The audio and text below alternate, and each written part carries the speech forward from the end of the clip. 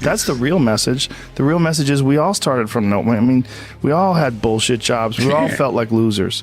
But through time and effort, you build a stronger human. You build a stronger body. You build a stronger mind. You build accomplishments and will and momentum. And then you look back and you go, hey man, I'm not washing tables anymore. You know, I'm not washing dishes. I'm not cutting lawns. I'm not digging ditches. Yeah. You know, I'm a different person now, but I used to be. That's the hardest part, right? Is to get out of that rut. When you ain't got shit and there's nothing going on, to have faith then is so difficult. To have faith when you're successful, it's like, yeah, listen, bitch, you've been successful for a while. Of course you got faith. Yeah. You already got up the hill. Now you're just coasting. You know, you're just rolling down the hill. Everything's great. The hard part is getting up that fucking hill, especially if you got a dad you're hiding from, especially if you feel like you're a loser, or you never really had anything in your life that you could look back on and say, hey, I was really good at that.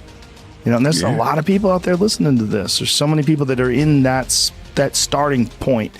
Like the people that come up to you and say, I don't know what to do. What should I do? How do I do it?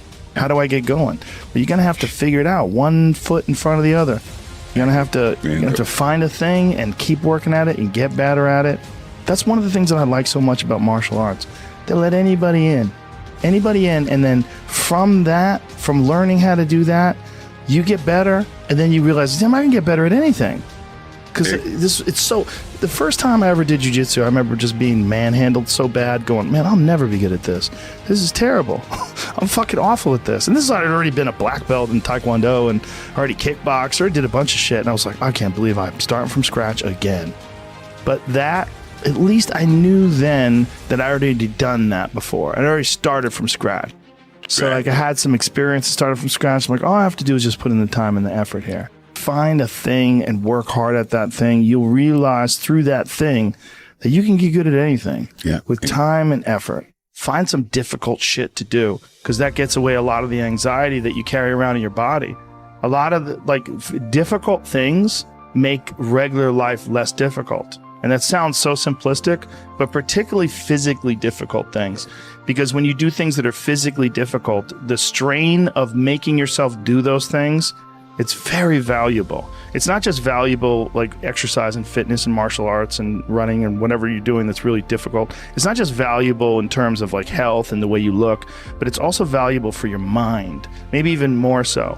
Because regular life can be confusing, and little things that go wrong and little problems that arise are exacerbated by the fact that you're not accustomed to dealing with hardship.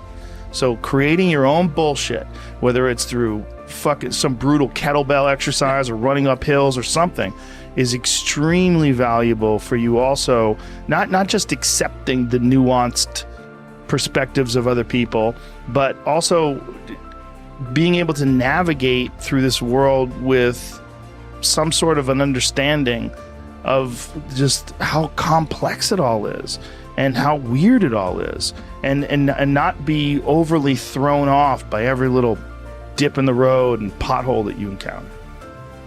There's been many days where I didn't want to work out. I just didn't feel like I had the energy, and I just forced myself. And I think there's very few people out there that know how to force themselves.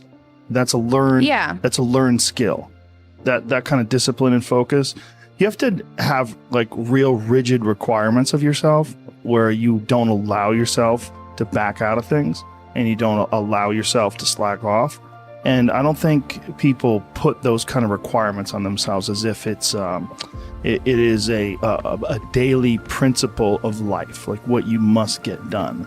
You know, you must brush your teeth, you must exercise for 45 minutes. And if you did that, I think you'd be healthier and happier, and your body would perform more smoothly. And if you require your body to do things like that, I think it rises to the occasion. There are very few people that have that kind of discipline. So because of that, they come up with excuses. And excuses are a giant part of the problem. It's not simply a physical health issue. There's also mental aspects of it, and discipline's a big one. I just know way too many people who are weak mentally. And I can't just chalk it off to only, you know, their physical, the way they physically feel, because I felt like shit 100 times, and then I worked out and then I felt way better.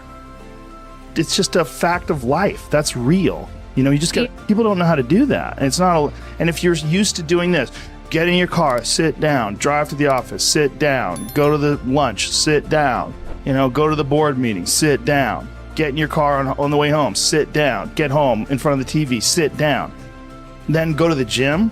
Fuck off. They don't have any energy. Their body's like, I don't have it in me to do this. And I don't believe that. I think it's a lot of it is the mindset. That's really what it is. It's like, I'm sure a lot of it is diet, and a lot of that diet affects their physical health. But there's been many, many people that have just put their foot down and said, enough. I'm going to change my life. And they don't take any excuses, and they feel way, way better. Diet is most certainly a part of that, but there's also a discipline aspect. And these things are not mutually exclusive. They exist together. They're all together. And they work symbiotically. The way your mindset affects the choices you make with your diet. And the mindset also affects the choices you make in terms of like whether or not you require yourself to exercise. And I think these are critical aspects that people like to gloss over, or they like to make excuses about. And they get very angry if you don't accept those excuses. And that's a sign that they're trying to enforce this standard and this idea and push it on you and give themselves an excuse. And it's one of the reasons why they get angry. It's one thing if someone has a legit physical issue like you do, but there's a lot of people who do not. They just have poor diet choices, they have a sedentary lifestyle, and they have the momentum of this sedentary lifestyle that's holding them back. They're accustomed to being lazy. To give people this excuse, I don't have the energy to exercise, that is crazy to say. Can you walk to the fucking refrigerator? Yes. Well, you can exercise. You don't have to do anything crazy. Just walk around the block. There's 80-year-old ladies who take yoga with me. They're fucking really old, and they're in there. They're going after it. They could easily say, I don't have the energy to do that. But they don't. It's a mental attitude. They make a decision. You don't have to go to a CrossFit class and try to do the workout of the day. You don't have to go nuts and do clean and presses with 150 pounds. You don't have to do that. But you have to do something. Just get your blood moving. Your body has requirements. It wants to move. It really does. And when it does, you feel better. This thing that we all have, everyone has, and not just me, I mean everybody that does anything has. And it's like this voice in your head that wants you to do nothing. This voice in your head, and he calls it resistance.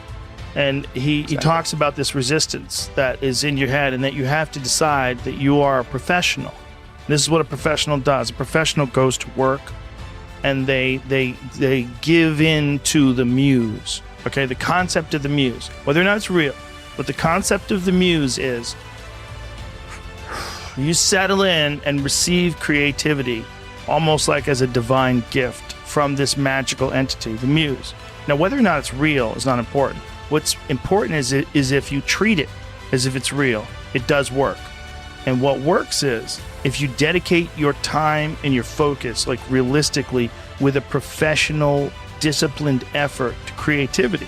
You show up every day like a professional, but you show up to be creative. If you just do it on a regular basis, ideas will come to you. Where are these ideas coming from? Well, his concept was to think of it as you're a professional, and you're getting these ideas from the muse. And this is what you do. You show up and you do the work, you focus on it, and these ideas will come to you. And that's really true.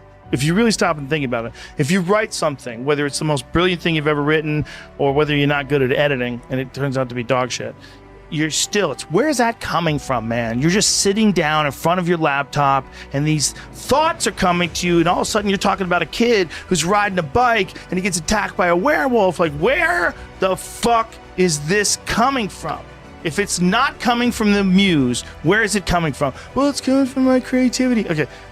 Do you know how to access your creativity like you can blink? No, you don't. Do you know how to access your activity like you can lick something or perform any sort of physical function that's repeatable? No, you don't. It's a non-repeatable thing. Treat it like it's magic. But treat it like you're a professional and you show up to engage with the magic. So every day, at the same time, you sit down in front of your keyboard and you start working. And just put in the work, and force yourself to do it. Force it like a muscle, like the same muscle that you develop when you go running every day. And then you get to the point where like 7 days in, you start fucking feeling good running. You start feeling like you're getting better because you're putting in the time.